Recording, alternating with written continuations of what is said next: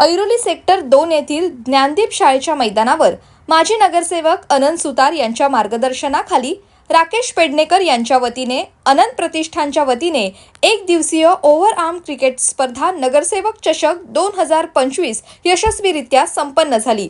या क्रिकेट स्पर्धेचं उद्घाटन माजी महापौर सागर नाईक यांच्या हस्ते संपन्न झालं।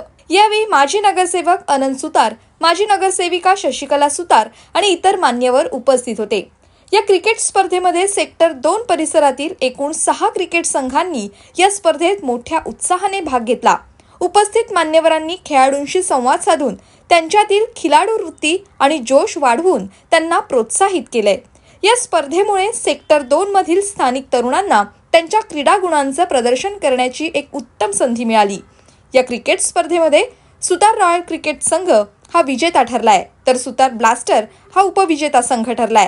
अनंत प्रतिष्ठानच्या वतीनं आज सेक्टर 2 येथील युवकांसाठी भारतीय जनता पक्षाच्या माध्यमातून पक्षाचे सर्व कार्यकर्ते आणि आमचे येथील कार्यकर्ता राकेश पेडणेकर यांच्या आयोजित यांनी आज तरुणांसाठी क्रिकेट सामन्याचं आयोजन केलेलं आहे।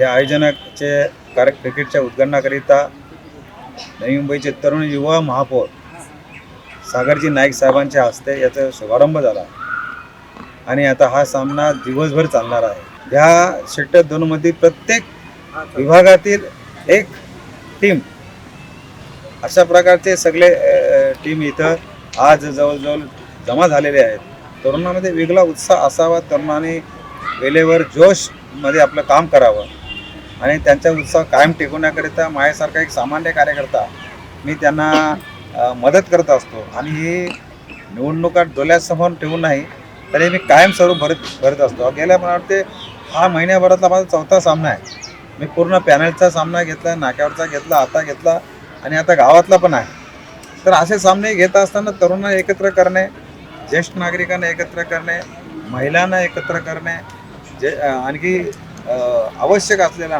प्रत्येक गरजू लोकांना त्यांना बोलवणं, या सेक्टर 2 मध्ये कार्यालय माझं भारतीय जनता पक्षाचे कार्यालय गेलं जवळजवळ 12 वर्ष आहे। मी इथला नगरसेवक नसलो तरीसुद्धा सामाजिक कार्यामध्ये मी नेहमीच जनतेसाठी पुढाकार घेत असतो आणि यापुढे सुद्धा घेत राहीन असा विश्वास व्यक्त करतो।